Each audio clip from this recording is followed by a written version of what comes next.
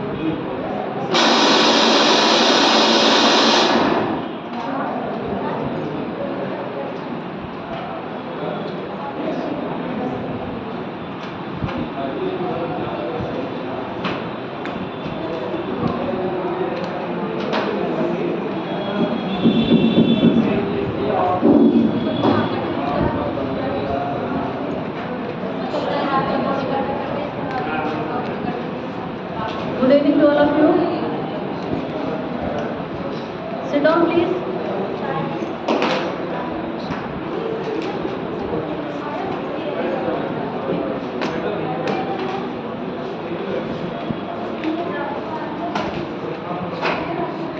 लगातार क्लासेस से आप लोग भी बोर हो जा रहे हैं ना, बदल हो जा रहा है। चलिए थोड़ी मेहनत कर लेंगे तो फिर आगे तो फिर एकदम बढ़िया बढ़िया रहेगा सब मौज मौज। अभी थोड़ा पसीना तो बहाना ही पड़ेगा।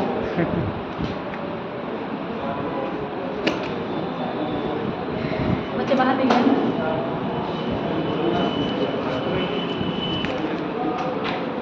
जल्दी जल्दी आ जाइए आप क्लास में।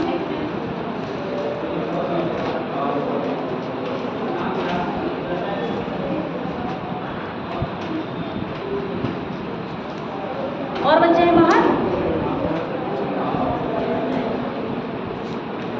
आने दीजिए। आज आपको दिस मोमेंट कंप्लीट हो गया था और ये ना सोचिएगा कि वो कंप्लीट हो गया तो उसका आगे कहीं नाम या वर्ड नहीं आएगा, क्योंकि पूरा हिस्ट्री एक दूसरे से जुड़ा हुआ है।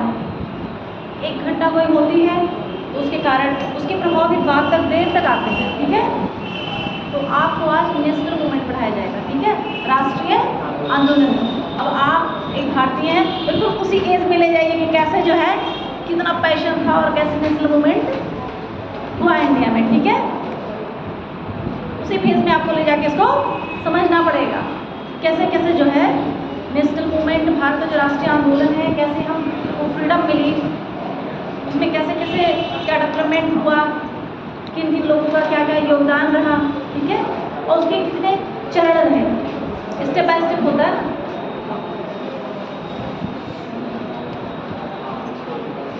नेशनल मूवमेंट के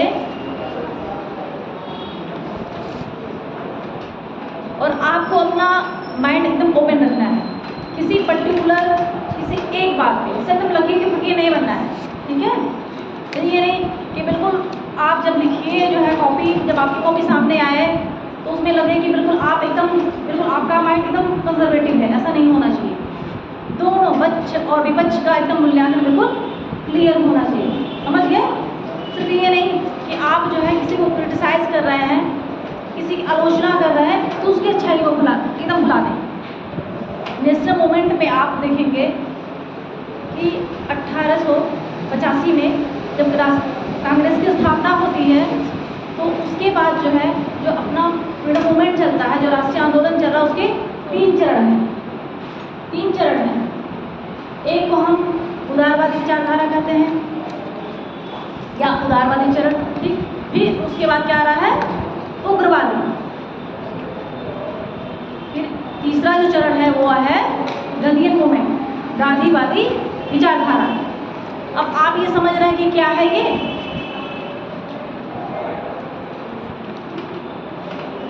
तो राष्ट्रीय आंदोलन हुआ, उसके उस सारे मूवमेंट को 3 चरणों में डिवाइड हम करते हैं। कुछ अलग बटा नहीं है कि ऐसा एकदम बिल्कुल एक दूसरे से अछूते हैं कि एक दूसरे का प्रभाव नहीं पड़ रहा है, लेकिन सिचुएशन अलग अलग है।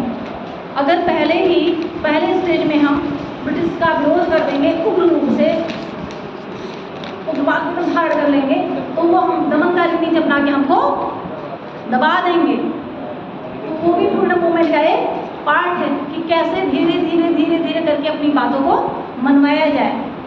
और जो राष्ट्रीय कांग्रेस का गठन हुआ, उससे क्या हुआ कि राष्ट्रवाद तो है, लेकिन उसको एक मंच पे लोगों के साथ किस तरीके से प्रेजेंट किया जाए। और अब अगर उसको हम एक मंच पे नहीं करते, संगठित रूप में नहीं करते और ब्रिटिश सरकार के एकदम खिलाफ हो जाते, तो राष्ट्रीय कांग्रेस कब के खत्म हो गया होता। दूसरा उदारवाद जो है, जो प्रथम चरण है, उसमें आपको एक बात स्पष्ट रूप से जान लेनी चाहिए। जो भारत का, जो पूरे भारत का जो ड्रेन वेल्थ, जो धन निकासी का सिद्धांत था, वो प्रथम चरण में ही आया। जो धन निकासी का सिद्धांत था वो किस चरण में आया? प्रथम चरण में। और कौन लाया उसको? दादा भाई नौरोजी ने।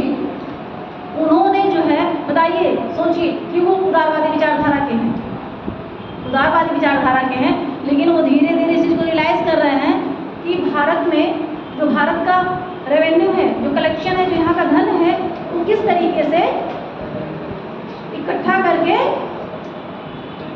ब्रिटेन जा रहा है।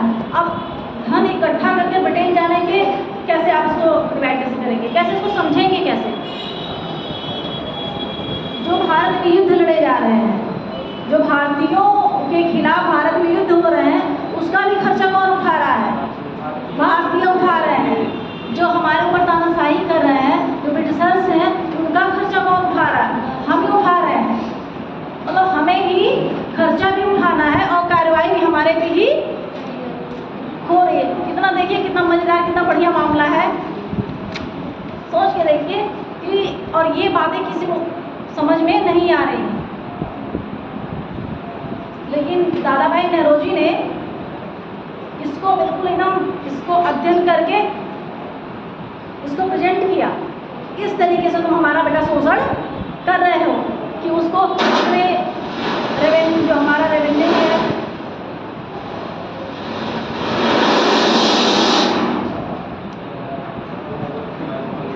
आज नेशनल मूवमेंट है, पूछूंगा।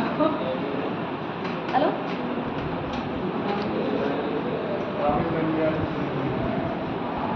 ऐसे भाग के नेशनल मूवमेंट हुए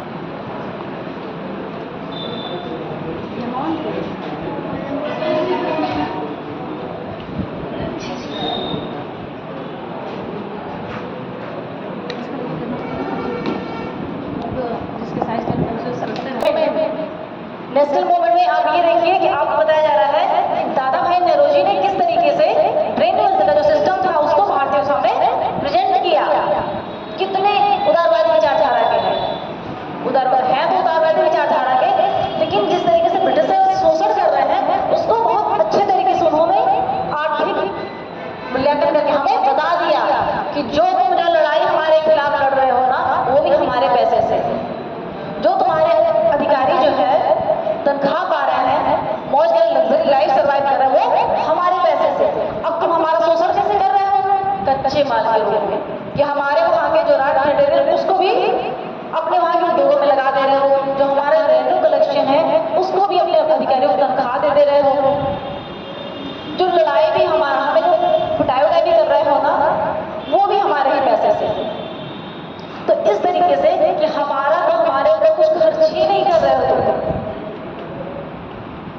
चाहे अपनी फैक्ट्री में लगा दे रहे हो, चाहे अपने अधिकारियों को दे रहे हो, तनख्वाह दे रहे हो, जो लड़ाई भी करवा रहे हो उसमें भी हमारा ही पैसा तुम लगा रहे हो। तो इस तरीके से उन्होंने ये बताया कि जो भारतीय है, जो भारतीय रेवेन्यू है, जो भारत का धन है, वो किस तरीके से ट्रेड उसका दोहन किया जा रहा है, शोषण किया जा रहा है। ये किस चरण का मामला है? उदारवादी चरण का मामला है, दादा भाई नौरोजी का मामला है। अब ये बताइए, हर एक चीज आर्थिक रूप से एक दूसरे से इंटरलिंक्ड है और वो कितनी बड़ी बात जो है वहाँ बता दी गई। अगर आपको पता चल जाएगा कि आपके ही पैसे से आपका शोषण हो रहा है तो आपकी सोच कितनी बढ़िया हो जाएगी कि अच्छा ये तो लोग की पॉलिसीज है कि किस तरीके से, और जो शोषण है वो विभिन्न रूपों में किया जा रहा है। क्या यहाँ जो गवर्नर है, जो वायसराय है, वो तनख्वाह लेने ब्रिटेन जाता है? जो यहाँ गवर्नर नियुक्त हुआ था भारत में, उसके जो लग्जरी लाइफ में जो खर्च हो रहा है वो क्या ब्रिटेन से आता था? कहाँ से आता था?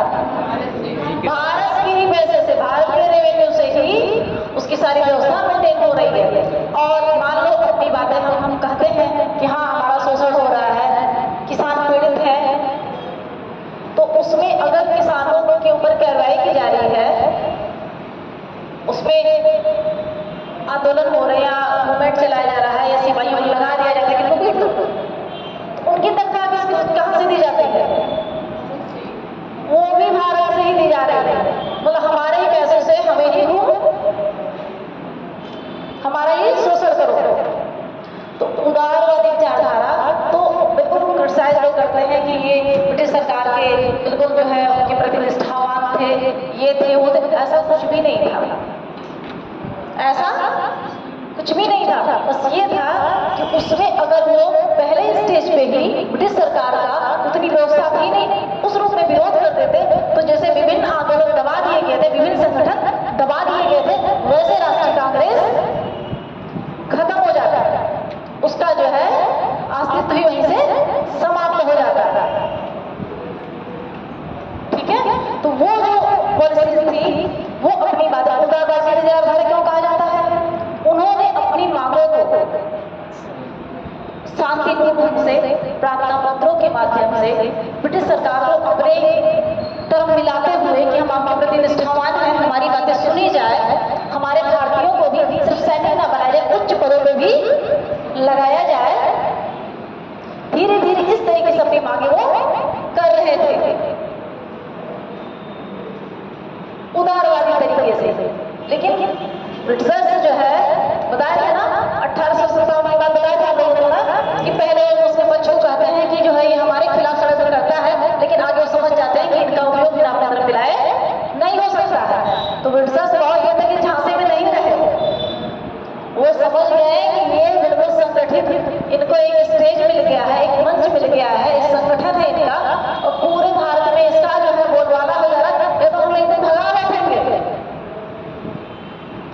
तो ब्रिटिश सरकार जो है कांग्रेस के क्या हो जाती है? एकदम खिलाफ हो जाती है, एकदम वो क्या हो जाती है? उसके खिलाफ हो जाती है। लेकिन कांग्रेस की जड़ें इतनी गहरी, दादा भाई नौरोजी जो है, फिरोज शाह मेहता, इन लोगों ने उसकी जड़ें इतनी गहरी धीरे धीरे धीरे धीरे इतनी गहरी कर दिए थे कि अब कांग्रेस को उखाड़ना ब्रिटिश शासन के बस में नहीं रह गया था, क्योंकि राष्ट्रवाद की भावना भारत के कोने कोने में पहुंच गई थी। किसी को मारा जा सकता है, पीटा जा सकता है, उसकी विचारधारा को खत्म नहीं किया जा सकता, दबाया नहीं जा सकता है। उदारवाद क्या कोई आदमी है? उदारवाद एक विचारधारा है। और जब हम सच्चा हुए तो क्या हम हमेशा प्रार्थना पत्र ही देते रहेंगे? उग्रवाद भी धारण किए कि अब तुमको बहुत शासन कर लिए, बहुत पिटाई कर लिए, अब तुमको मारेंगे भी। तो उसके बाद दूसरा चरण किसका आता है? उग्रवाद का। और एक चीज आपको ये समझ लेना है, क्यों हम बार बार कहते हैं कि एक दूसरे से इंटरलिंक्ड है, एक दूसरे से संबंधित है, एक दूसरे से जुड़ा हुआ है। इसको आप समझ लेंगे ना तो बिल्कुल जो आपकी पेन है ना रुकेगी नहीं, एकदम बिल्कुल एकदम जैसा इंडियन बढ़िया जो है एकदम राष्ट्रीय आंदोलन इतना बढ़िया प्रेजेंट करोगे ना, क्योंकि आपका जो है जो मेंटल स्टैंडर्ड है वो डेवलप हो जाएगा कि हमें समझ में आ जाएगा कि ऐसे ऐसे ये चीज हो रहा है। इसी चरण में, प्रथम चरण में धीरे धीरे स्वदेशी अपनाओ की बातें चल रही है। अब जब हम अपनी स्वदेशी अपनाएंगे तो उनके सामानों का तो वैसे ही बहिष्कार हो गया। जब अपनी चीज हम अपने इस्तेमाल करने लगेंगे तो उनके सामानों का बहिष्कार हो गया। और जब हम स्वदेशी अपनाएंगे तो हमारे वहां उद्योग, लघु उद्योग अपने आप धीरे धीरे विकसित हो जाएंगे। हम उनके चंगुल से धीरे धीरे आर्थिक रूप से मुक्त हो जाएंगे। तो आपको जब नेशनल मूवमेंट पढ़ना है ना तो इतना अच्छे से पढ़ना है, इतने बढ़िया से पढ़ना है, बिल्कुल उसी फेस में जाके कि हमको धीरे धीरे जो है कि पहले हम प्रार्थना पत्र देंगे कि साहब हमारी बात सुन लो। यही तो हो रही है ना कि हमारी बातें आप मान लीजिए और अपने लोगों में राष्ट्रवाद की भावना फैला के धीरे धीरे हम ये बता रहे हैं कि स्वदेशी अपना लो, अपनी चीजों को भारत में बने उत्पादों का प्रयोग करिए और उससे हमारे उद्योगों को सहारा मिल रहा है। जो हमारे उद्योग बिल्कुल पूरी तरीके से छिन्न-भिन्न हो गए थे खत्म हो गए। फिर हम कहते हैं ब्रिटिशर से कि साहब ऐसा करो कि जो हमारे ऊपर इतना जबरदस्त कर लगाए हो ना, हम बहुत प्रेरित हैं, तो प्रभु कृपा कर दो। कितने दया भाव से कि हमें थोड़े टैक्स में, हमारे जो स्वदेशी उत्पाद के टैक्स में थोड़ी छूट दे दो, हमारे भी माल को थोड़ा सा बाजार में आने दो, आप एकदम बहुत बड़े हो। जब हमें जो है थोड़ी छूट मिलेगी तो हम और डेवलप करेंगे कि नहीं। और ऐसे कह देंगे नहीं हमारे ऊपर हमारे साथ टैक्स लगा रहे हो, हमारा ये खा के, तब तो वो शासक है डंडा मार के फिर आके उद्योग को भी बंद करा देंगे। ठीक है, समझ में आ रहा है ना उदारवादी कितने होशियार हैं, कितने अच्छे तरीके से भारत में नेशनल मूवमेंट को, राष्ट्रीय आंदोलन को फर्स्ट स्टेज पे किस तरीके से ले जा रहे हैं। तो आपको बिल्कुल उदारवादी जो चरण है उसमें जो है ये चीज देख लेना है कि उस समय प्रार्थना पत्रों के माध्यम से दया करके जैसे भी अपनी बात मनवाने का वो सबसे उचित माध्यम था। वरना जो है ब्रिटिश सरकार सत्ता में है, साहब बन के बैठी है, उस राष्ट्रवाद को समाप्त कर देती है।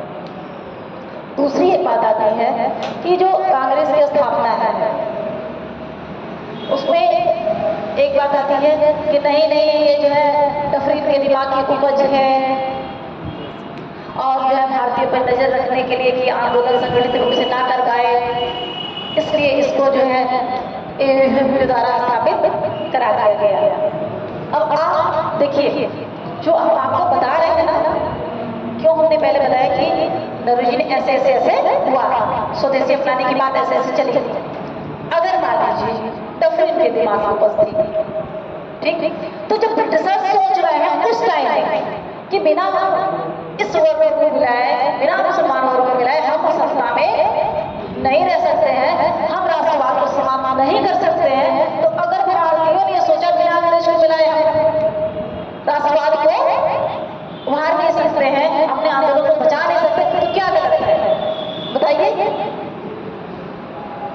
अगर उसमें कोई ये संस्था पूरी तरीके से भारतीयों द्वारा बनाई गई होती तो क्या ब्रिटिश सरकार उसको रहने देती? वो अपनी होशियारी कर रहे हैं कि इसमें हम नजर आप पे रखेंगे, और अपनी होशियारी कर रहे हैं कि आप वहीं बैठा के आप मुझे धीरे धीरे प्रार्थना पत्र भेजते रहेंगे। कितना बढ़िया है ना नेशनल मूवमेंट, हाँ, कि किस तरीके से देखिए कि पूरी जो अपने भारतीय है ना, ऐसा नहीं है कि वो एकदम जो है बिल्कुल ब्रिटिश से होशियार है, उनकी बातें मान रहे हैं, उनका धन जा रहा है तो उनको पता नहीं चल रहा है, वो मार खा रहे हैं। किसान हमारे हैं, जमीन हमारी है, आप अपना ऊंचा ऊंचा टैक्स लगा रहे हो, मार्केट करके टैक्स वसूल रहे हो, और टैक्स का उपयोग कहाँ कर रहे हो? ऐसा तो है नहीं कि हमारे किसानों के लिए उस समय जो है उद्योग आप लगा दे रहे हो, उद्योग तो उधर लग रहा है ना, अपने वहां तो कह रहे हैं कि तुम उत्पादन ना करो, तुम कुछ ना करो, तुम खाली कच्चा माल बनाओ फटाफट और उसको हम इकट्ठा करेंगे, सीधे लेके जाएंगे ब्रिटेन, और वहां से क्या करेंगे उसको बनाएंगे अपने ऊंची ऊंची फैक्ट्रियों में, और तुम्हें लाके फिर बेचेंगे। क्या करेंगे? तुम्हें फिर लाके बेचेंगे। बड़ा मार्केट हो गया था, बाजार हो गया था अपने सामानों को खपाने के लिए, बेचने के लिए। और आपको क्या मिलता था? कुछ नहीं मिलता था। आपका उद्योग चौपट, कुछ बना नहीं सकते हो, उसके भरोसे रह जाओगे, खरीदोगे उससे। और जो हमारे वहाँ की बढ़िया बढ़िया कलाकारी थी, सूती उद्योग जो था, जो कि विश्व प्रसिद्ध था, वो एकदम समाप्ति के कगार पे पहुंच गया, क्योंकि यहाँ बहुत ऊंचे दर्जे के टैक्स लगाए गए थे। हमारी हिम्मत भी नहीं पड़ रही थी कि जो है इसको हम खरीद सके, क्योंकि सब लोग, प्रत्येक भारतीय ब्रिटिशर्स के चंगुल में फंस चुका था, नीचे से लेके ऊपर तक। ये बात समझ में आ रही है कि किस तरीके से ब्रिटिशर्स जो है भारत का शोषण कर रहे हैं। तो ऐसी स्थिति में जब भारतीय बाहर निकल रहे हैं, पाश्चात्य शिक्षा ग्रहण करना मतलब ये नहीं है कि उनके कल्चर को फॉलो करना। हमको हमारा दिमाग भी तो ओपन होगा कि तुम अपने तरीके से वहाँ अपनी महिलाओं को फ्रीडम दिए हुए हो कि तुम भी कमाओ, अपने वहाँ जो इस तरीके से तुम व्यवस्था करो, तुम्हारे अधिकार है। और हमारे वहाँ हमारे सामानों को के हमारे कोई अधिकार नहीं है, हमारे यहाँ कोई अधिकार नहीं है। तो ये सब बातें जो मध्यम वर्ग था वो ये बातें सीख रहा था, देख रहा था कि किस तरीके से हमें अपने अधिकारों की मांग करनी है, और इसको बिना एक प्लेटफॉर्म दिए ये संभव नहीं था। उसके लिए किसी संस्था का बनना, किसी संस्था के अंतर्गत रह के कार्य करना बहुत आवश्यक था। उसके बाद दूसरा क्या, अब एक देखिए जो राष्ट्रीय आंदोलन है ना, उसमें देखिए रेलवे का विकास हो गया, ठीक, यातायात के साधन, तो भले अपने माल यहाँ से वहाँ पहुँचाने के लिए रेलवे लगाए, लेकिन बैठ तो हम भी गए, आसानी तो हमारे लिए भी हो गई, काम तो तुम सिर्फ अपने लिए किए। दूसरा ये है कि उसके बाद जब कम्युनिकेशन थोड़ा सा तेज हो गया, बहुत सारे प्रेस बने, बहुत सारे पत्रिकाएं छपने लगी, और लोग उसको पढ़ने लगे, जागरूकता बढ़ी, तो राष्ट्रवाद की भावना तो ऐसा तो था नहीं कि हमें जो है अपने, हम एकदम दबे घुसने लगे। हमारे जो है प्राचीन भारत में इतनी सारी डेवलपमेंट था, ऐसा तो था नहीं कि हम महापुरुष थे। तो अंग्रेज कह रहे थे ना, जैसे किसी को बार बार कहा जाए कि तुम एकदम बेकार हो, तो उसके दिमाग में ये क्रिएशन हो जाए कि हाँ सही है, हो सकता है कि मैं ऐसा ही हूँ बार बार। तो अब अंग्रेज कह रहे हैं कि भारतीय और कुत्ते बराबर हैं, उनको यहाँ प्रवेश नहीं दिया जाएगा। बताइए, अपने ही देश में, अपने ही घर में, हमारे ही धन पे, हमारे ही संसाधन पे कह रहे तुम्हें यहाँ प्रवेश नहीं मिलेगा। Indian dogs are not allowed here. बताइए कितने होशियार हैं, कितने वो दिमाग को, आपके माइंड को क्या कर रहे हैं, संकुचित कर रहे हैं। क्या कर रहे हैं? संकुचित कर रहे हैं। और अपने ही जो हमारे सैनिक हैं, भारतीय सैनिकों, जो सेना में उनके भारतीय सैनिक हैं, उनको ही भारत के खिलाफ लड़ा दे रहे हैं। उसमें क्या रैयत के बेटे नहीं थे, रैयतों के विद्रोह को दबाने के लिए उन्हीं सैनिकों का वो प्रयोग कर दे रहे हैं। और पैसा किसका लग रहा है? पैसा भी हमारा लग रहा है। जो तनख्वाह दी जा रही है, जो संसाधन है, जो पिस्टल है, राइफल है, लाठी डंडे है, वो ब्रिटेन से नहीं आए हैं, वो कहीं ब्रिटेन से नहीं आए, वो कहाँ के हैं? यहीं के हैं। और प्रयोग किसके ऊपर हो रहे हैं? यहीं के लोगों पे। तो इतना बढ़िया उनको शासन करने के लिए कोई दूसरा देश मिल सकता था? कैसे वो आसानी से भारत को छोड़ देते थे? इतना बढ़िया फील्ड जो है कहीं और उनको प्रोवाइड नहीं होता कि यहीं लूटो, यहीं के लोगों को पीटो, लूटो भी और पीटो भी। तो इस तरीके से आप देखिए कि जो राष्ट्रवाद है ना, वो किस तरीके से अंग्रेजों को शोषण का भी पड़ रहा है। बढ़िया बढ़िया पुनर्जागरण विचारधारा भी आ रही है, सामाजिक सुधार भी हो रहे हैं, ठीक, लोग जो मध्यम वर्ग है उसका उदय भी हो रहा है, और ब्रिटिशर्स के शोषण को हम खूब समझ रहे हैं कि हमारा किस तरीके से शोषण किया जा रहा है, ठीक है। तो आपको जो राष्ट्रीय मूवमेंट है, जो भारतीय राष्ट्रीय आंदोलन है, कुछ एक आउटलाइन, एक ड्राफ्टिंग कुछ हो गई कि नहीं आपके दिमाग में? कुछ समझ में आया किस तरीके से कैसे कैसे जो है, इसलिए आपके लिए बहुत क्लिष्ट शब्दों का प्रयोग नहीं किया गया, बहुत कठिन कि आपको जो है एक ड्राफ्ट बना लीजिए कि हमारा पैसा लेके भाग रहे हो, हमें जो हमारे वहाँ रेवेन्यू है हमें तो बहुत थोड़ा सा खर्च करने के लिए दे रहे हो, बाकी तो तुम अपने ही जो है ले रहे हो, हमारे उद्योगों को भी खत्म कर दे रहे हो, तो सारी कार्रवाई हमारे ऊपर ही कर रहे हो और सारा फायदा खुद स्वयं उठा रहे हो। ये बात समझ में आ गया मोटी मोटा? अब आप देखिए जो भारतीय राष्ट्रीय कांग्रेस, इसको नोट डाउन लिख रहा है खूब अच्छे से, ठीक है, कोई जल्दी नहीं है, बस एक बार आपको स्ट्रक्चर बता दें कि किस तरीके से जो भारतीय राष्ट्रीय, ताकि आपके दिमाग में ये चीज चलता रहे कि नेशनल में ऐसा ना रहे कि बिल्कुल अछूता रहे कि अगर बाई चांस आप नाविगेशन कर पाए तो आपके बैंक में चले, ऐसा ना हो। इससे क्या होगा, आपके दिमाग में चलता रहेगा और आसान शब्दों का ये रहेगा। और ये ना सोचिए यूपीएससी में आप ज्ञानी तो है ही, क्योंकि आपने पढ़ा, वहां तक पहुंचा, तैयारी की क्षमता बनाई, लेकिन आप समझ आपकी क्या है, आप समझ रहे हैं चीजों को कि नहीं समझ रहे हैं, ये आपके काव्य में खोजा जाता है कि कितने अच्छे तरीके से जो मैं पूछ रहा हूँ उसको आप प्रेजेंट कर रहे हो, बता रहे हो, ठीक है।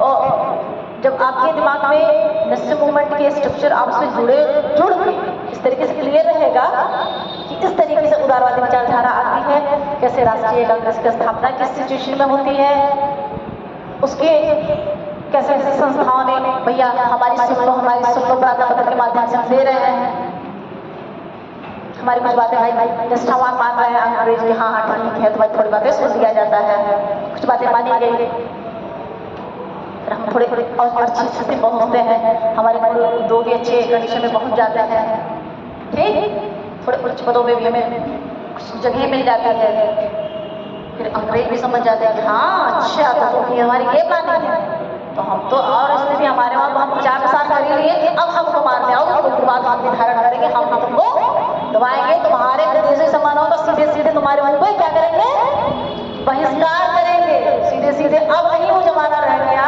हम उदारवाद छोड़ के उग्रवाद को धारण कर लेंगे कि तुम्हारे चीजों को सीधे सीधे क्या करेंगे, तुम्हारे सामने जला देंगे, है ना पलटी मारने वाला मामला। कि पहले कह रहे थे प्रार्थना पत्र लेके भैया मेरी सुन लो, भैया मेरी सुन लो, साहब मेरी सुन लो, और अब कह रहे हैं कि बहुत हो गया, तुम्हारे सामानों का हम ये नहीं कहें कि मेरे मुझे थोड़ी सी टैक्स में छूट दी जाए, अब तुम्हारे सामानों का हम सीधे सीधे क्या करेंगे, विदेशी सामानों का बहिष्कार कर देंगे, हम सीधे सीधे अपना जो है अपना अपनाएंगे, तुमको अब बहुत ज्यादा शोषण करने हम नहीं देंगे। फिर उग्रवादी विचारधारा चलती है, फिर उसके बाद गांधी जी आ जाते हैं। अब एक बात आपको बता दें गांधी जी के बारे में, सबकी अपनी अपनी राय है, सबकी अपनी अपनी सोच, हर व्यक्ति की अपनी विचारधारा है ना। गांधी जी क्या थे, बहुत बड़े राजनीतिज्ञ थे, क्या थे, बहुत बड़े राजनीतिज्ञ थे।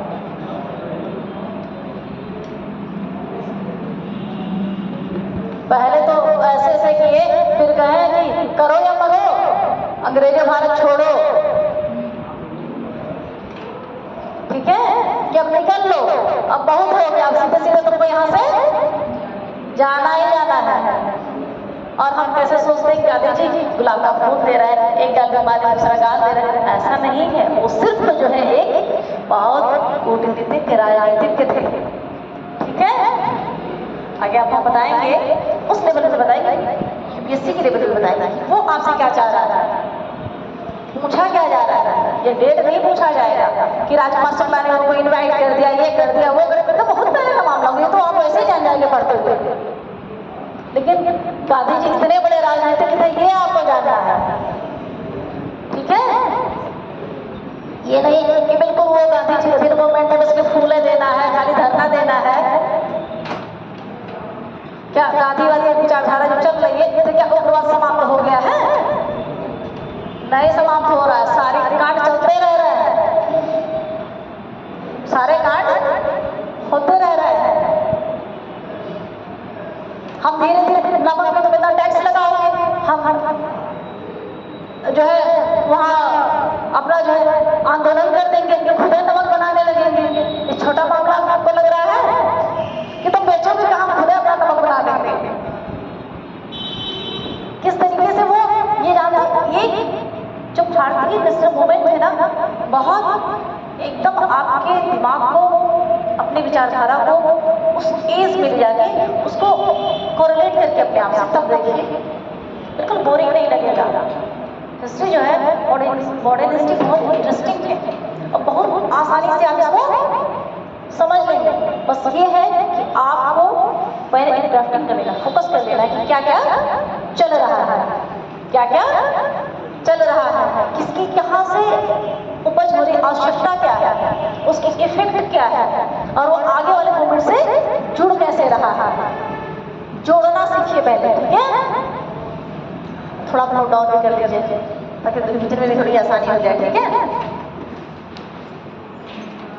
इसको भी करना पड़ेगा।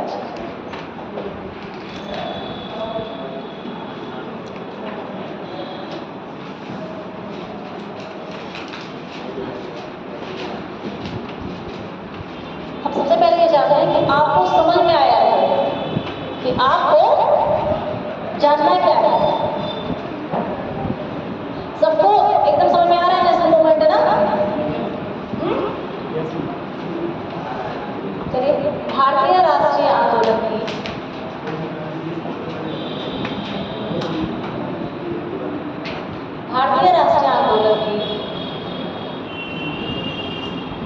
भारतीय राष्ट्रीय आंदोलन की शुरुआत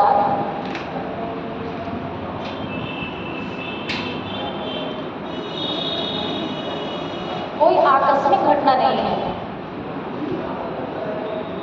कोई आकस्मिक घटना नहीं है।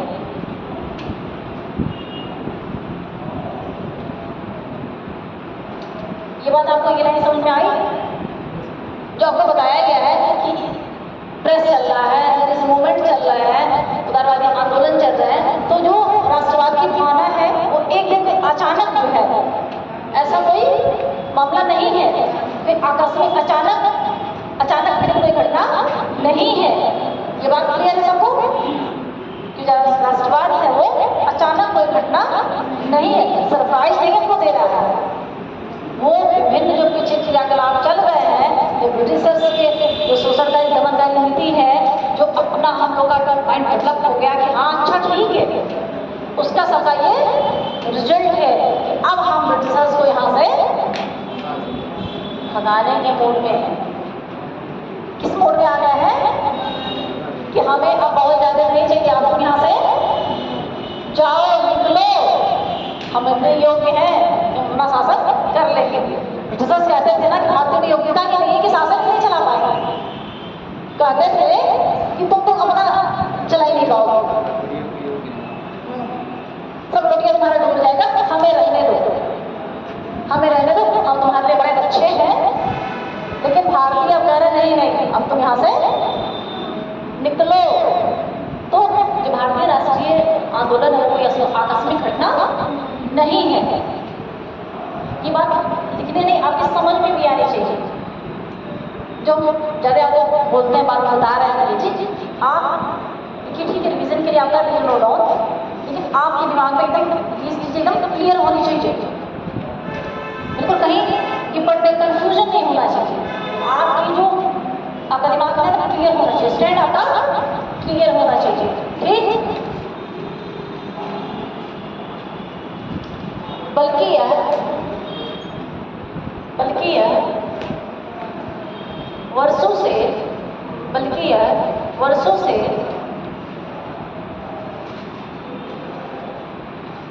विकसित हो रहे,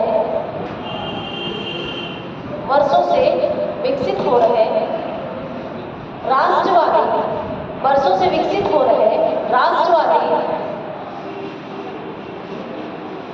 विचारों की पढ़ती है, विचारों की पढ़ती है,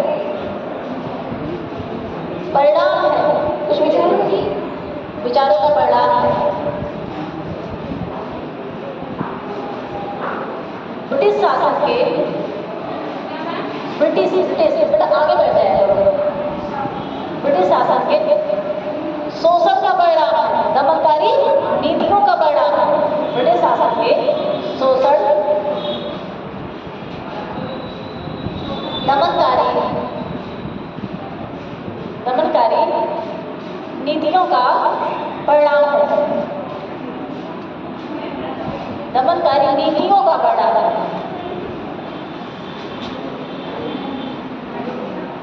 अब आप कितने बच्चे इधर जो यूपीएससी के लास्ट विगत 2-3-4 सालों के पेपर्स हैं, कितने बच्चों ने देखा है शॉर्ट या शॉर्ट पेपर? कितने बच्चों ने देखा? Hands up.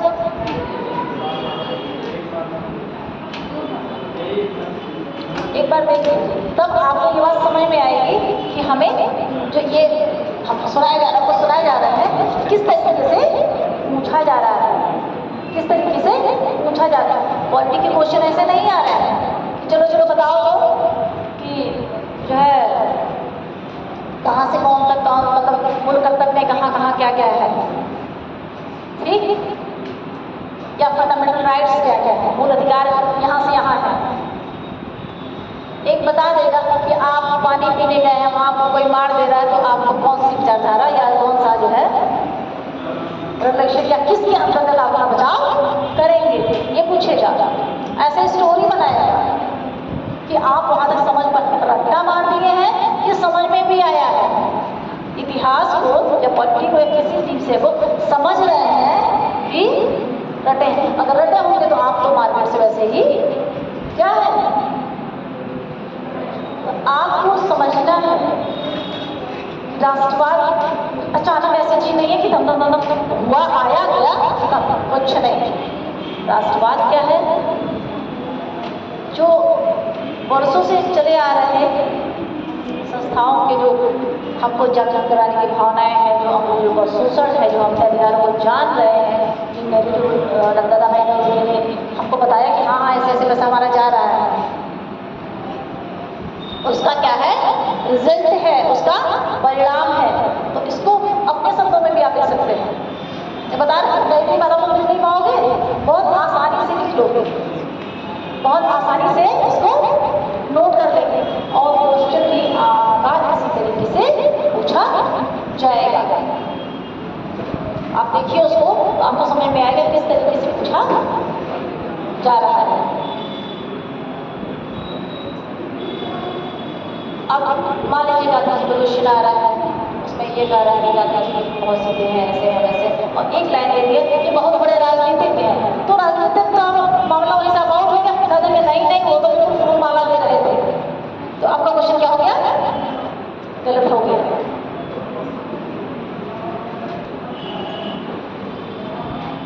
वो कह रहे हैं कि मैं कपड़ा नहीं पहनूंगा, अर्धनग्न की उनको बोला जा रहा है, विरोध कर रहे हैं वहाँ ब्रिटिश सरकार की नीतियों का कि हमारे सारे पर्दे नंगे हैं और हम 250 पहन के, वो एक तरीके से क्या है ब्रिटिश सरकार के खिलाफ उनका विरोध है।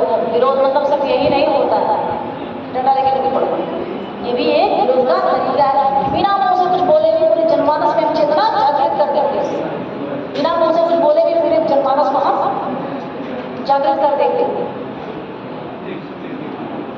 कि हम लाठी लेके आगे चल पड़ेंगे और बाकी पीछे लोग तो इतने जागरूक हो गए हैं कि लाइन में लग ही जाएगी। ठीक है, समझ में आ रहा सबके? कितना जो नेशनल मूवमेंट में जितने लोग जुड़े हैं ना, कितने यूनिक से पहचानते हैं ना, कितना बढ़िया हो गया है कि नरोजी साहब कितने उदारवादी विचारधारा के, इतने सीधे हैं, इतने शांत हैं, लेकिन ब्रेन ऑब्वियस बता दे रहा है तो मुबारक पैसा ही लेके भाग रहे हैं। ठीक है, चलिए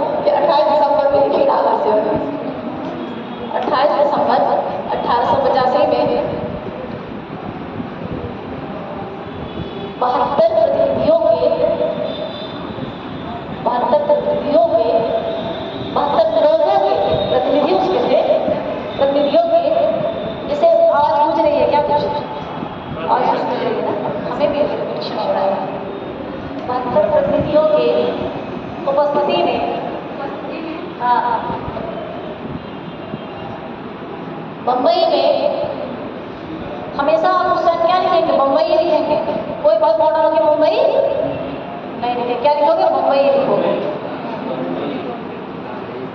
बम्बई में गोकुलदास तेजपाल, गोकुलदास तेजपाल संस्कृत महाविद्यालय, संस्कृत महाविद्यालय, गोकुलदास तेजपाल संस्कृत महाविद्यालय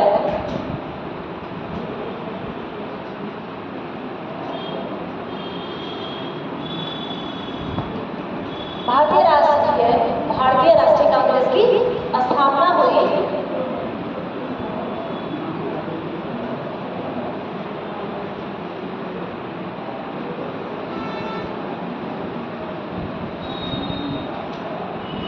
हो गया?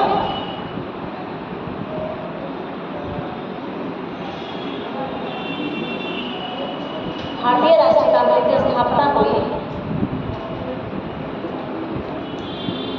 AU no, AU no, AO क्यों? समझ में आया? ये तो तुम बहुत बार देखे होगे, नाम नहीं सुने होगे।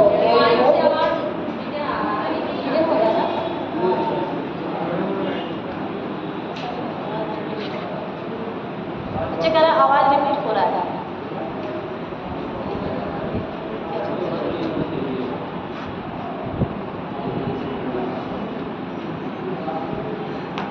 इंजीनियर भैया बढ़िया से बनाओ।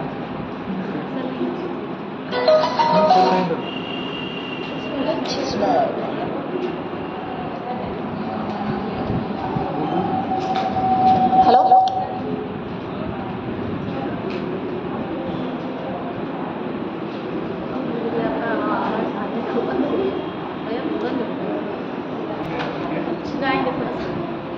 सबको पीछे तक आवाज जा रही है एकदम? हाँ, आ रही है ना? तो चलो, क्लास नहीं छूटनी चाहिए, लेट नहीं होना चाहिए। बाकी जो है पीछे वाले लोगों से आगे भी शिफ्ट हो जाएगा। आ रही है? आ रही है?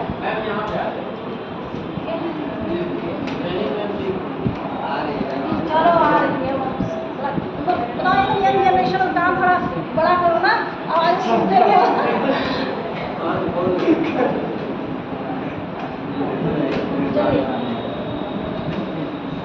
कांग्रेस की किसके प्रथम अध्यक्ष कौन थे? योगेश चंद्र बनर्जी। ठीक है, इसके प्रथम अध्यक्ष योगेश चंद्र बनर्जी।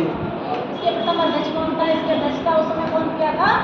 85 में योगेश चंद्र बनर्जी ने।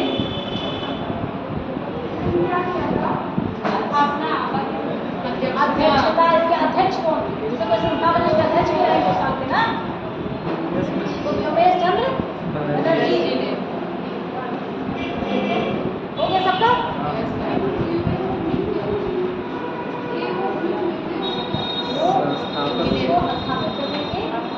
अगर स्थापना नहीं अपने नहीं शामिल होते तो संस्कार निर्देश नहीं होते।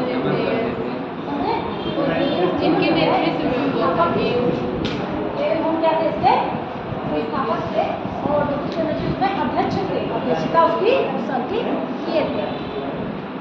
कांग्रेस का अधिवेशन होते रहते थे ना, तो जब प्रथम अधिवेशन जब प्रथम स्थापना वाला है उसमें ये योगेश चंद्र बनर्जी जो है उसकी अध्यक्षता कर। बस इतना ही आपको जानना है, आगे क्या आपको जानना लिखिए।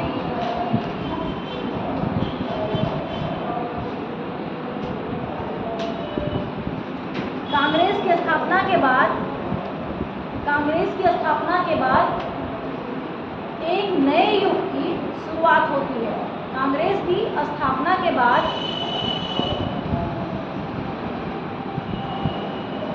एक नए युग की शुरुआत होती है। नए युग की शुरुआत होती है।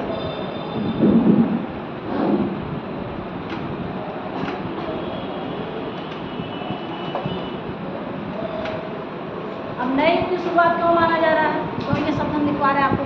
नया युग तो है ही है, राष्ट्रवाद के लिए एक मंच उपस्थित हो रहा है, एक मंच मिल रहा है, ठीक है, एक संगठन बन रहा है। तो एक नए युग की शुरुआत होने गई। कि यहीं से तो हमारा जो है जो स्वतंत्रता आंदोलन है वो बिल्कुल वहाँ से शुरू हो गया वहाँ तक कि भारत में ब्रिटिश शासन को यहाँ समाप्त कर देते हैं। ब्रिटिश के शासन को हम पूरी तरीके से समाप्त कर देते हैं, हमको फ्रीडम मिल जाता है, हमको स्वतंत्रता मिल जाती है। तो ये स्थापना से एक नए युग की शुरुआत। कोई भी शब्द देखिए तो देखिए वो कितने दूर तक जुड़ा हुआ है, ये देखिए कितने दूर तक जुड़ा हुआ है। तो सिर्फ ये नहीं कि वहाँ पिछवा दिवस को आपका पूरा हो गया, उसके जो अर्थ है कितने गहरे, उस शब्द कितने गहरे जुड़े हुए हैं। चलिए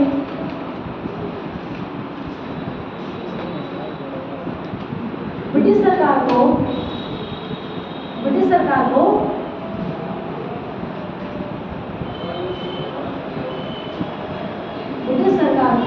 भारत को सत्ता सौंपने के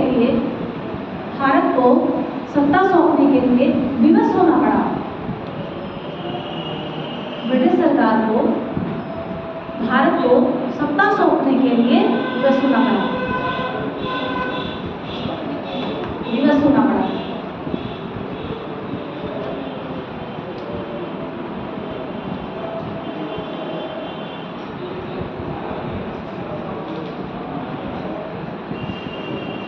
अब ये देखिए, अब पेन रोबोट सुनिए, आप समझ लीजिए, सुन लीजिए, ठीक है? सुनना ज़्यादा आपके लिए फायदेमंद होगा। पूरे आंदोलन को हम 3 चरण में बांट रहे हैं। पूरे आंदोलन को क्या 3 चरणों में बांटा जा रहा है। 1885 से 1905 तक। इसमें मेरा डेट गलत हो रहेगा तो उससे नहीं देना पूरा। तो प्रथम चरण क्या होता है? उदारवादी। दूसरा चरण आता है उग्रवादी और तीसरा चरण आता है गांधीवादी। ठीक है? तो एक दूसरे से सब जुड़े हुए हैं, जिसमें जिसका प्रभुता है, जिसके साथ ज़्यादा उसी पे उसका नाम।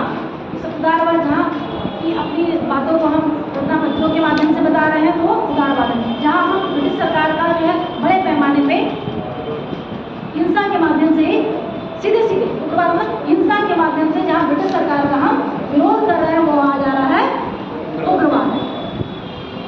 गांधी जी जब गांधीवादी विचारधारा थी तो गांधी जी अपनी विचारधारा से जिस तरीके से आज को स्वतंत्र करने की तरफ प्रयासरत रहे हैं वो क्या है? गांधीवादी विचारधारा। ठीक है? 1 2 3 करके इसको आप समझ लीजिए कि जो भारतीय राष्ट्रीय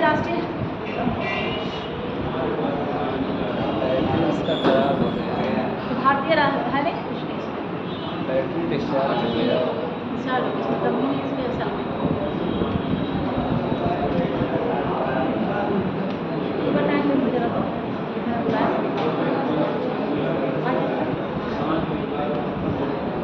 छोड़ो उसका बार बार जो है तो आप इसको देखेंगे 3 चरण इसके। आज माइक खत्म हो गए उसमें सर इसका 3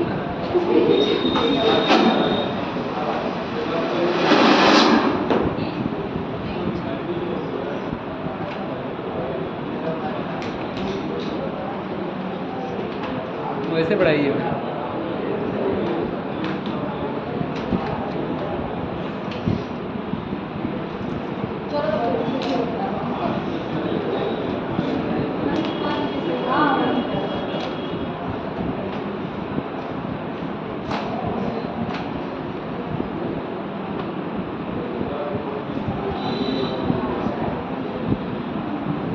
आप लिख लीजिए प्रथम चरण।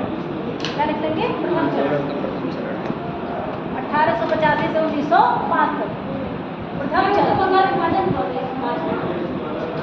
लास्ट में बेटा उसका जो प्रथम चरण भी है यहीं से बता राजा तो उसके पास सेकंड चरण मिल जाता है। आपको आज सिर्फ प्रथम चरण बताया जा रहा है। अभी आप दादा भाई नौरोजी को, रेलवे को, ठीक है, और उदारवादी जो मांगे हैं क्या क्या मांगी गई या नहीं मानी गई, ब्रिटिश शासन कैसे इनके खिलाफ हो गया, सब आपको आज बताया जाएगा। ठीक है? 1885 से 1992।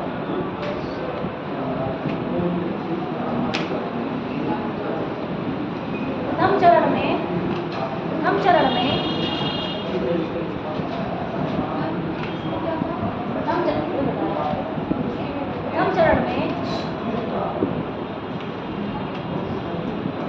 उदारवादी विचारधारा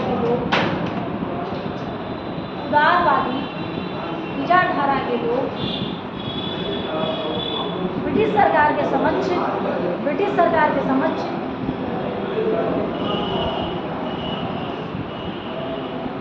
अपनी मांगों को प्रार्थना पत्र ब्रिटिश शासन के समक्ष प्रार्थना पत्र और मांग पत्रों के माध्यम से प्रस्तुत कर रहे थे।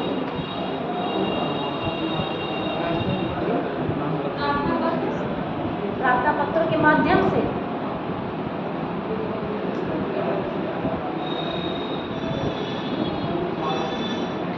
ब्रिटिश सरकार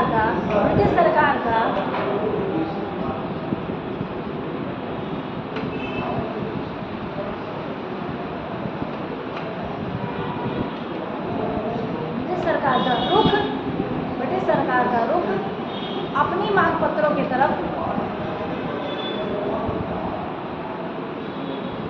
आकर्षित करना चाह रहे थे कि साहब हमारी भी सुन लो। धीरे धीरे क्या कर रहे हैं कि साहब हमारी भी सुन लो।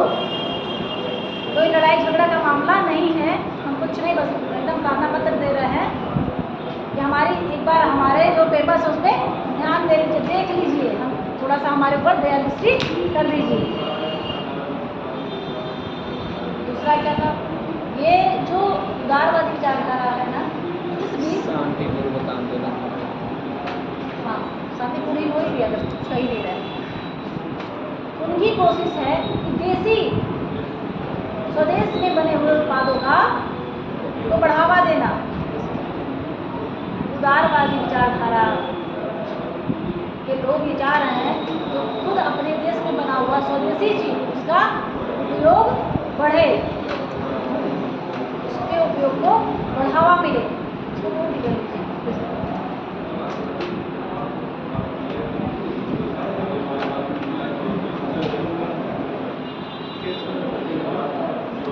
तीसरा वो चाह रहे हैं कि जो शुल्क अपने वहाँ जो उत्पादन होता था तो ब्रिटिश उसको बहुत बड़े बड़े शुल्क लगा देते थे, तो उसमें थोड़ा कमी किया जाए, उसकी समाप्ति की जाए, उत्पाद शुल्क की समाप्ति की जाए, उसमें कमी लाई जाए।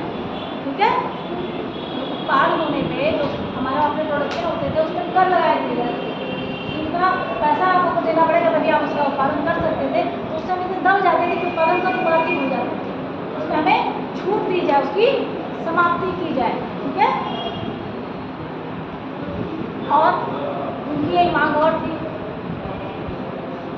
धीरे धीरे हम प्रार्थना पत्रों के माध्यम से ये भी कह रहे हैं कि भारतीयों को भी उच्च पदों पे नियुक्त किया जाए, भारतीयों को भी उच्च पदों पर नियुक्त किया जाए। लेकिन ब्रिटिश तो ब्रिटिश है, उनको सोच ये है कि मात्र न्यायपालिका में उन्होंने जज साहब बना देते हैं तो तुम इतने छोटे लोग हो ना कि तुम किसी अंग्रेज के खिलाफ कोई निर्णय दे ही नहीं सकते, भले तुम वहाँ पहुँच गए लेकिन तुम इस योग्य नहीं हो, तुम मानते ही नहीं, तुम किसी ब्रिटिश का किसी अंग्रेज का मुकदमा नहीं देख पाओ, जजमेंट उसका सोच। तो ये लोग चाह रहे हैं चलो ठीक है, पहले हमें वहाँ तक तुम भारतीयों को भी उच्च पदों पे मौका दिया जाए। अब देखिए उत्पादन की भी मांग कर रहे हैं, नौकरी में भी हिस्सेदारी कह रहे हैं कि हमें अच्छे अच्छे पोस्ट पे भी ले जाया जाए, हमें उत्पादन के लिए हमारा शुल्क भी थोड़ा सा कम कर दिया जाए, समाप्त कर दिया जाए, हमारे जो स्वदेशी उद्योग हैं हम उसको बढ़ावा देंगे। धीरे धीरे ये विचारधारा है ना कितना अच्छे से डेवलप हो रही, इसी मोमेंट में, इसी दौरान ये सारी चीज़ें क्या हो रही हैं, डेवलप हो रही हैं, जो आगे चल के जो दूसरा चरण उसमें उप रूप धारण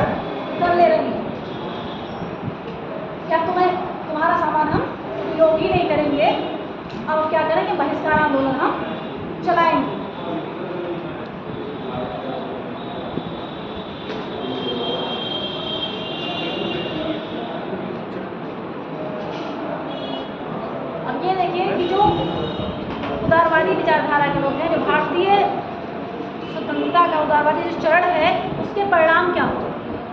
रिजल्ट भी तो उसका आना चाहिए ना। रिजल्ट इसका ये रहा कि राष्ट्रवाद के संगठन एक मंच उनको मिल गया, आंदोलन करने के लिए क्या मिल गया, एक प्लेटफॉर्म मिल गया।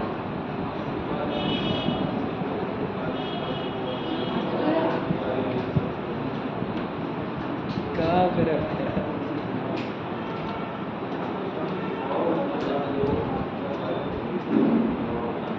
तो आप देखिए कि जो है जो उदारवादी विचारधारा है उसमें भारतीयों को राष्ट्रवाद के लिए एक प्लेटफॉर्म मिल गया, एक मंच मिल गया, क्योंकि चुटपुट इधर उधर ऐसे व्यक्तिगत तौर पे राष्ट्रवाद को या राष्ट्रीय आंदोलन को आगे बढ़ाया नहीं जा सकता था, ठीक है। और दूसरा, दादा भाई नौरोजी ने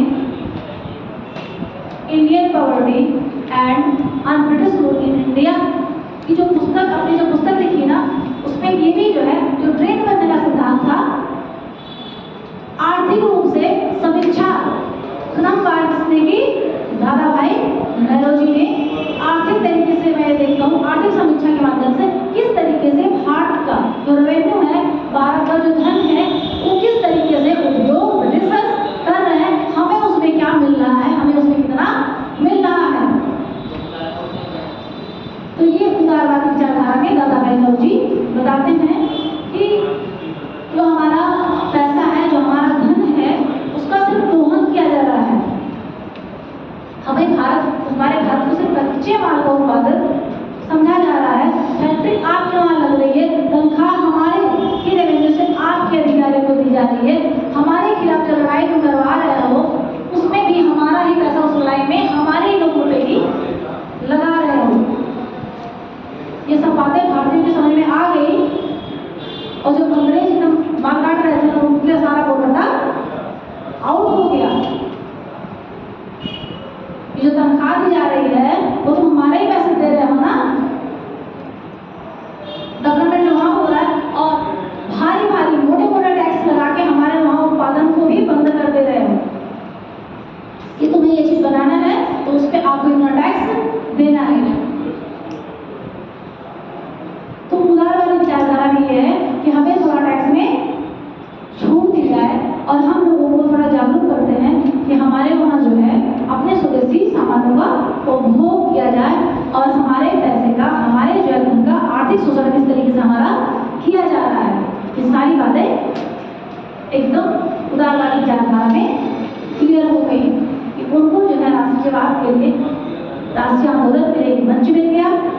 आर्थिक समीक्षा, आर्थिक आधार पे दादा भाई नौरोजी ने अपनी पुस्तक के माध्यम से ग्रेट ब्रिटेन का सिद्धांत दिया।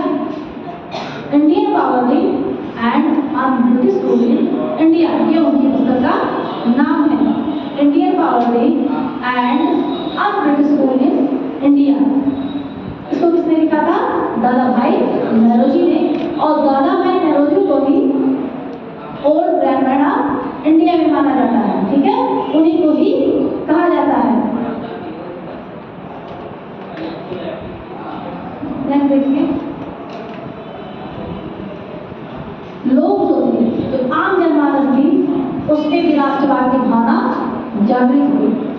जिसे तो एक मंच के माध्यम से थोड़ी ना वहीं सीमित हो गया, लोगों में भी तो इसकी चर्चा हुई, लोगों में भी इसकी चर्चा हुई, लोगों की भावनाएं भी राष्ट्रवाद से ओत-प्रोत हो गई, और वो भी मूड बना लिए कि भारत से ब्रिटिश को अब बनाना, आपको जो है मुक्ति चाहिए। किससे चाहिए, ब्रिटिश शासन से ही मुक्ति चाहिए।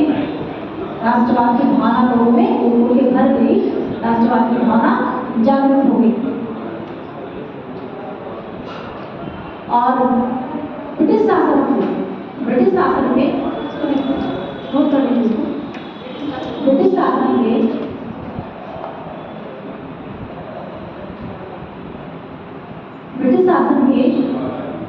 आर्थिक नीतियों का, जो तुम आर्थिक पॉलिसी बना रहे हो वो कितने हमारे हित में है और कितने हमारे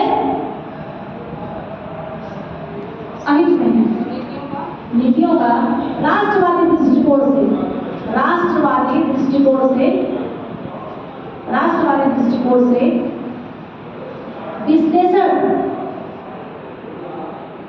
विश्लेषण किया गया।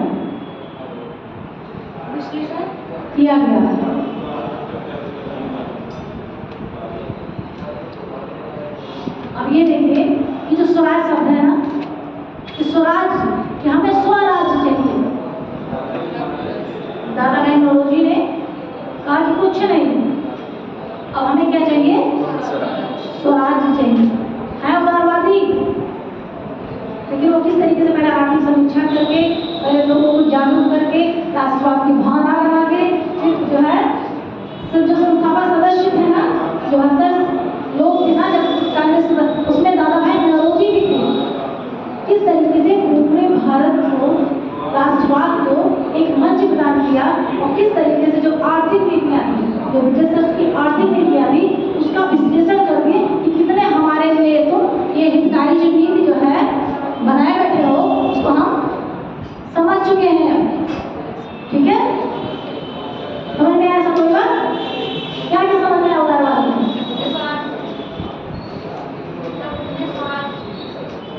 ठीक, फिर उसके बाद क्या है? एक श्लोक जो अंग्रेज का हाउस ऑफ कॉमन्स था ना, उसमें दादा भाई नौरोजी प्रथम ऐसे भारतीय व्यक्ति थे जो हाउस ऑफ कॉमन्स में चुने गए थे। उनको हल्के में नहीं लेना है, ठीक है? तो जो आपका राष्ट्रवाद है, जो प्रथम चरण है, वो धीरे धीरे ही, लेकिन पूरी तरीके से स्पष्ट है कि उनको क्या चाहिए और किस तरीके से वो भारत को ब्रिटिश से मुक्त कराना चाह रहे हैं। किस तरीके से वो ब्रिटिश से भारत को मुक्त कराना चाह रहे हैं। उन्हें कर में भी छूट चाहिए, उन्हें उच्च पदों पे भी भारतीयों को चाहिए। ठीक, हाँ, ये है कि जो उनकी मानपत्र है, जो उनके मानने का तरीका है, वो क्या है? शांतिपूर्वक है। क्या है? याचना कर रहे हैं, अपनी बात प्रार्थना पत्रों के माध्यम से कर रहे हैं। ये बात आपके दिमाग में क्लियर। लेकिन उनकी जो मांग है ना, वो ऐसा नहीं झोल नहीं, एकदम क्लियर है। मांग उनकी स्पष्ट है। बस ये है कि जो मांगने का तरीका है वो उदारवाद से है कि हम झुक के प्रार्थना पत्र देके, मांग पत्रों के माध्यम से आपसे क्या रहे हैं? रिक्वेस्ट कर रहे हैं कि हमारी बातें मानी जाए, हमें बड़ी दिक्कत है। और ये भी बता रहे हैं कि जो तुम आर्थिक, जो अपनी इकोनॉमिक पॉलिसी चला रहे हो, उसमें हमें कोई फायदा नहीं है। हमें बहुत थोड़ा सा भाग तुम दे रहे हो, बाकी तुम हमारे ही पैसे का उपयोग अपने स्वयं कर ले रहे हो। हमारे कच्चे माल को उठा ले जा रहे हो, अपने वहाँ उद्योग लगा रहे हो, फिर अपने वहाँ बना के फिर हमारे भारतीय, जो हमारा भारत है, उसको एक बाजार बना रहे हो कि तुम अपने माल को बेचोगे कहाँ? बेचने का एक बाजार बना रहे हो। हमें कोई फायदा नहीं है, बल्कि हमारे जो लघु उद्योग है, जो स्वदेशी उद्योग है, उनको तुम बड़े मोटे टैक्स लगा के नष्ट भ्रष्ट कर दे रहे हो। ये सब बातें बता रहे हैं। और इसका परिणाम क्या होता है? इसका परिणाम क्या होता है कि जो ब्रिटिश सरकार स्टार्टिंग में किसके, राष्ट्रीय कांग्रेस के थोड़ा अंगूठी ला रही थी ना, थोड़ा बहुत कि हाँ ठीक है, वो इसके पूरी तरीके से खिलाफ हो जाती है कि आप जो है, अगर जो है ब्रिटिश सरकार के खिलाफ एक भी शब्द बोले ना, तो अब भी नहीं होगा। ब्रिटिश सरकार के खिलाफ अब तुम बोले तो भी नहीं होगा। मांग गया केंद्र ने, अब तुम्हारे ऊपर कार्रवाई की जाएगी। उसका रिजल्ट क्या रहा? जब वो कार्रवाई शुरू कर दिए तो अपने वहाँ उग्रवादी विचारधारा आओ, अब वो खत्म हो गया प्रार्थना पत्र दया याचिका। अब हम क्या है? मैदान में हैं। ठीक है, समझ गए सब लोग? कि इस तरीके से आप देखिए कि जो उदारवादी विचारधारा है ना, वो किस तरीके से राष्ट्रवाद को एक बृहद स्तर पे भारतीय राष्ट्रीय कांग्रेस के माध्यम से भारतीयों को एक मंच प्रदान की, आर्थिक समीक्षा की, अपनी मांगों को रखा,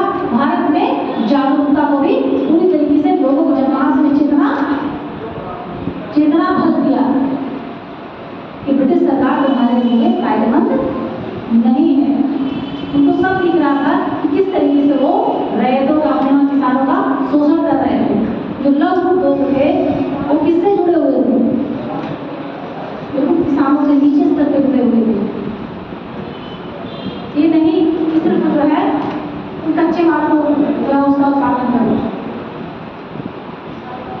और ये सारी चीजें स्वदेशी चीजों की मांग, स्वदेशी अपनाओं की मांग, एक हमें विमुक्त पद चाहिए, ये सब सारी चीजें उदारवाद में, उदारवादी जो लोग थे, उदारवादियों ने बिल्कुल स्पष्ट रूप से बता दी थी। और इसी का अगला चरण उग्रवाद है। स्वदेशी मतलब होता है कि जिसका उत्पादन भारत में किया जाए। ठीक, तो यही था कि स्वदेशी मतलब अपने वहाँ जो लोग उनका पहले ये था कि भारत को जो है ब्रिटिश क्या करते थे, कच्चे माल जो यहाँ उत्पादन कच्चे मालों का होता था उसको ले जाते थे अपने वहाँ, और वहाँ बड़ी बड़ी फैक्ट्रियाँ लगाते थे और उसका प्रोडक्शन करते थे, उत्पाद करते थे, फिर उसको बेचेंगे कहाँ, फिर भारत में लाकर उसको ऊंचे दामों पे बेचते थे। तो यहाँ के जो लघु उद्योग थे धीरे धीरे समाप्त हो गए। जो यहाँ धंधा था, जो यहाँ का मतलब विश्व प्रसिद्ध था, सूती वस्त्र जो है विश्व प्रसिद्ध था, और बिल्कुल अपने अंतिम सांस ले रहा था कि अब मरूं कि मैं, तब मरूं की समाप्ति के कगार पे पहुंच गया था। तो इस दौरान, इस आंदोलन के दौरान ये हुआ कि स्वदेशी अपने वहाँ की चीजों को हम अपनाएंगे, और जब अपने वहाँ की चीजों को अपनाएंगे तो तुम्हारी चीज अपनाने के लिए हो सकता है कि भाई से तुम्हारा रोजगार हो गया, है ना बढ़िया आइडिया। जब हम स्वदेशी अपनाएंगे, हमें भाई अपने उत्पादन में थोड़ा छूट दिया जाए, तो तुम्हारा रोजगार तो वैसे ही हो गया। सबको समझ में आ गया कि प्रथम चरण में कितना बढ़िया से, कितने अच्छे तरीके से जो इन लोगों के पास उदारवादी विचारधारा के लोग थे, कितने बढ़िया तरीके से राष्ट्रवाद को प्रमोट किया, राष्ट्रवाद की भावना को जागृत कर दिए कि हमें ये चाहिए। लेकिन हम बात आपसे कैसे रहे, बहुत आराम से, बहुत धीरे धीरे, बहुत शांति से, बिल्कुल गया है आज क्या कह रहे मांग पत्र से आपसे कह रहे कोई लड़ाई झगड़ा नहीं कर रहे हैं, लेकिन हमें चाहिए, ठीक है। और फिर उसका रिजल्ट ये रहा कि अंग्रेज जो है अंतिम चरण आते आते बीच बीच में प्रतिरोध किए ही ब्रिटिश सरकार राष्ट्रीय कांग्रेस के खिलाफ हो गई, राष्ट्रीय कांग्रेस के खिलाफ हो गई। दूसरा चरण आपका कौन सा आता है, उग्रवाद का। दूसरा चरण आपका आता है उग्रवाद का।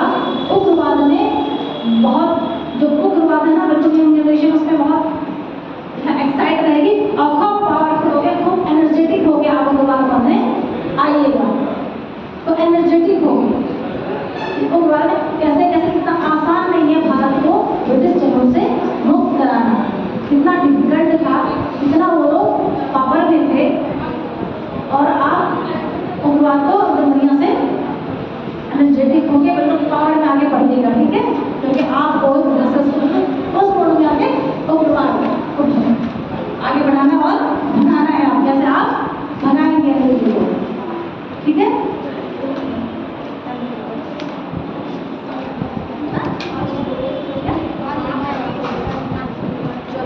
अब आप बैठ जाओ, अब ये बताइए कि आप अगर उदारवाद पे आपको क्वेश्चन अगर दिया जाए तो क्या आप लिखने में सक्षम हैं? हाँ, अगर जो है राष्ट्रीय आंदोलन का प्रथम चरण में 200 शब्दों में क्वेश्चन दिया जाए तो हाँ, प्रथम चरण या उदारवाद जो भी क्वेश्चन दिया जाएगा तो उसको समराइज करके छोटे पैराग्राफ में आपको उसको समराइज करना है, जिसमें आपके क्या क्या रहेंगे, ड्राफ्टिंग कैसे आता है क्वेश्चन को, उदारवाद ड्राफ्टिंग करना आपको सीखना है ना। इतनी सारी चीजें हैं तो हम कह रहे हैं 100 शब्दों में लिखिए।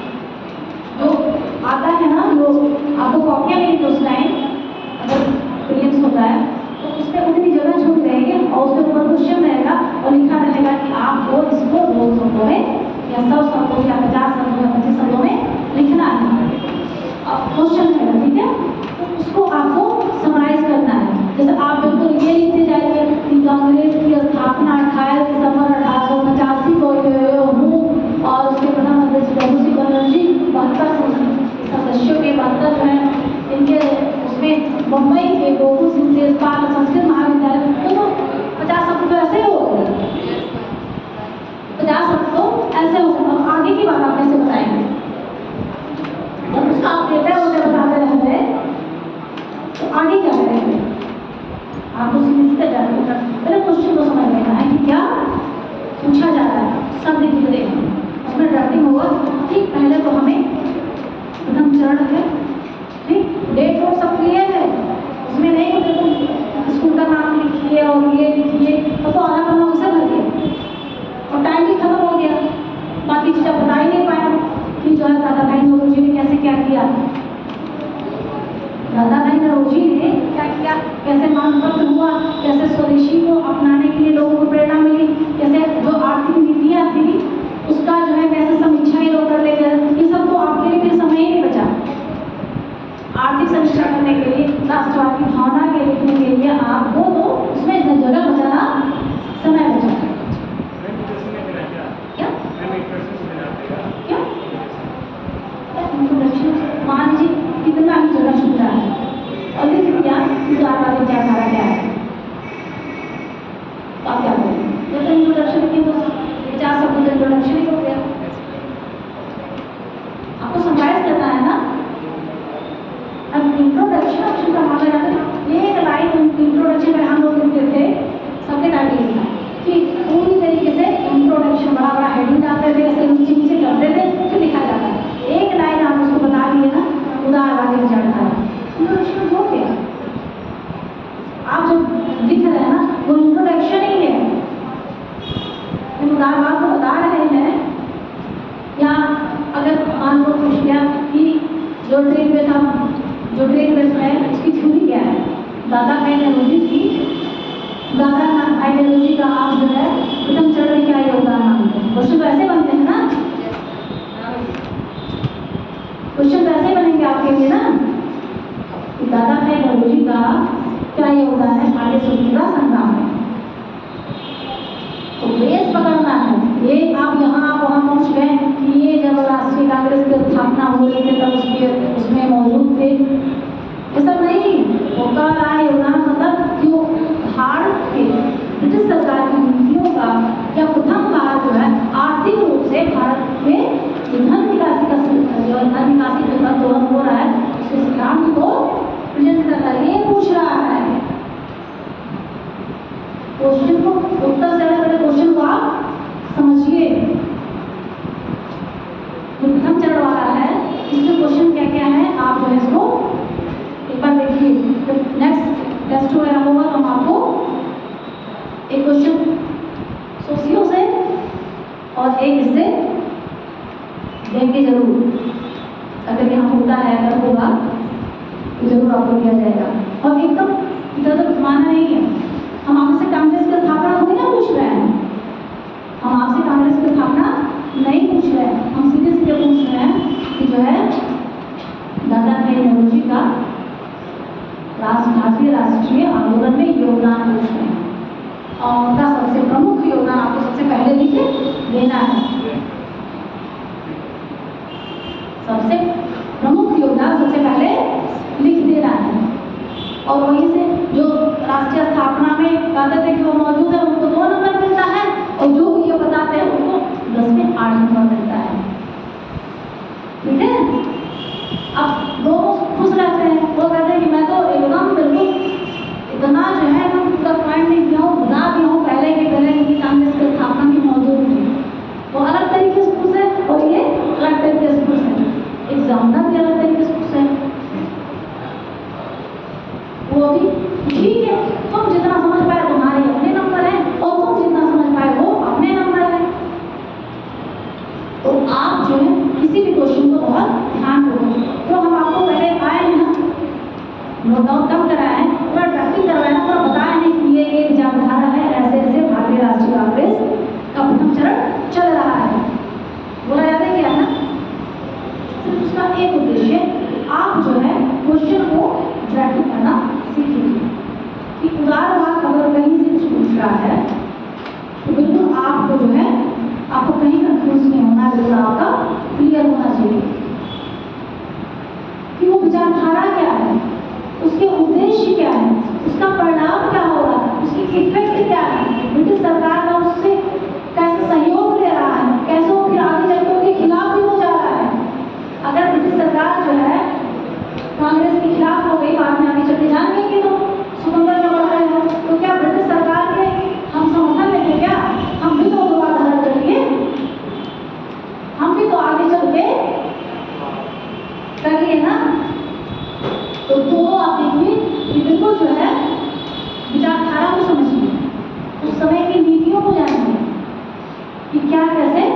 हो रहा है और किस तरीके से ब्रिटिश सरकार जो है पहले कह रही है, इसीलिए तो बार बार लोग कह रहे थे कि जो है ये अंग्रेजों के समर्थन के लिए हमारी सारी जो राष्ट्रवाद की संस्थाएं या जो भावनाएं हैं कि कहीं विद्रोह ना होने पाए, उसकी सूचना के लिए इसको स्थापित किया गया। यही सब जानना था पहले ना कि राष्ट्रीय कांग्रेस की स्थापना किस उद्देश्य की गई थी, लेकिन ऐसा आपका क्लियर हो गया कि नहीं? क्लियर हो गया ना कि ऐसा नहीं था। बल्कि उस समय ऐसा नहीं करते तो वो क्या करते, पहले ही हमको समाप्त कर देते और राष्ट्रवाद को एक मंच की बहुत सख्त आवश्यकता थी, बहुत सख्त आवश्यकता थी। और उसी कंडीशन में तो हमें एक मंच मिला, हम आके विश्लेषण भी कर दिए, कुछ पदों की मांग भी कर दिए, आपका समर्थन भी ले लिया और आपका विरोध भी कर दिए। ब्रिटिशर्स जो है उनका समर्थन भी ले लिया और उनका विरोध भी कर दिए। तो राष्ट्रवाद को उनको उस विचारधारा को उस मूड में जाके पढ़ना है और बहुत आसान है और बहुत इंटरेस्टिंग है, क्योंकि बहुत बच्चों को इतिहास बहुत बोर लगता है, बोरिंग सब्जेक्ट सा लगता है। बहुत बहुत बढ़िया है, बहुत अच्छा है, बहुत एकदम यूनिक सा, बस एकदम स्टोरी टाइप समझते रहिए, सब जानते रहिए। तो ये कितना बढ़िया है कि हम जो है आपका समर्थन भी ले लिए, आपका सहयोग भी ले लिए, आपने हमारा विरोध किया तो हमने आपका विरोध भी कर दिया और हमारे राष्ट्रवाद का एक चरण पूरा भी हो गया, हमारा काम भी हो गया। उनका काम भी तो हो गया, वो राष्ट्रीय कांग्रेस की स्थापना कर दिए, अपना एक मंच भी, एक फेज भी निकल गया कि और ये भी बता दिए कि हम बहुत भाई देखो ऐसा है कि हमारे उदारवाद हैं, हमारे उदारवादी हैं, हम बहुत से सज्जन आदमी हैं, हम आपका सहयोग चाह रहे हैं, समर्थन चाह रहे हैं। ये नहीं कह रहे हैं ना कि तुमको भगाने वाले हैं, कह रहे हैं हम देखो बहुत अच्छे आदमी हैं, बड़े उदारवादी विचारधारा के, आपका समर्थन चाह रहे हैं, आपका सहयोग चाह रहे हैं, तो बने रहो, तो हमारे लिए बड़े फायदेमंद हो, तो हमारे जो है हमारे बड़े अच्छे हो, यहाँ बने रहो। लेकिन बाकी ऐसा नहीं होता है, राष्ट्रवाद जो है प्रबल हो जाता है, वो भारत में जब जन जागृति फैल जाती है तो अंग्रेजों को भारत से हटना पड़ता है, क्योंकि उनका जो हर तरीके से लोग किसानों के भी स्तर से, नौजवानों के भी स्तर से, जो मध्यम वर्ग है उसके अंदर से, उच्च वर्ग है उसके हर स्तर से ब्रिटिश शासन का विरोध होने लगता है और अंततः विवश होके घुस जाना पड़ता है। तो ये सब किसका परिणाम है? ये सब शुरुआत हो रही है प्रथम चरण से। कहाँ से शुरुआत हो रही है? प्रथम चरण से। कि ब्रिटिशर सोच रहे हैं कि हम जो है राष्ट्रीय कांग्रेस के द्वारा ये बताया गया कि बिल्कुल जो यहाँ छोटे छोटे विद्रोह होंगे, जो भी उस पर नजर रखेंगे, और हम कह रहे हैं कि हम तुम बड़े महामहिम हो, तुम्हारा समर्थन चाह रहे हैं, हमारी मांग को थोड़ा देख लो, सुन लो, हम कोई लड़ाई झगड़ा कोई विरोध, हम बड़े उदारवादी हैं, हम ये अपनी बात बार बार कह रहे हैं। ठीक है, थैंक यू।